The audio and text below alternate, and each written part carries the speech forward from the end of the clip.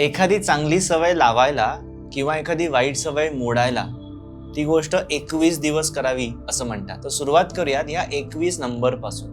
न्यूमरॉलॉजी मध्ये हा 21 नंबर सुद्धा महत्वाचा म्हणून समजला जातो. इंटरेस्टिंगली जेव्हा गर्भधारणा होत असते तेव्हा गर्भधारणेनंतर 18 ते 22 दिवसांमध्ये जी पहिली पेशी तयार होते ती म्हणजे आपली न्यूरॉन सेल आहे. म्हणजेच जेव्हा आपण एखादी गोष्ट 21 दिवस वारंवार करतोय तेव्हा त्याचा परिणाम आपल्या ह्या मेंदूच्या पेशींवर घडत असतो, नर्वस सिस्टीमवर घडत असतो. सेकंड इंटरेस्टिंग फॅक्ट अशी आहे की आपल्या त्वचेचा जो लेयर आहे तो 21 दिवसांमध्ये चेंज होऊन जातो. म्हणजे जवळपास महिन्याभरात तुमची त्वचा पूर्णतः बदललेली असते. याचाच अर्थ असा की हा 21 दिवस करण्याचा जो कुठला उपक्रम आहे त्याने तुमच्या नर्वस सिस्टीमवर आणि स्किनवरती परिणाम होतो, म्हणजेच तुमच्या शरीरावरती त्याचा परिणाम होतो.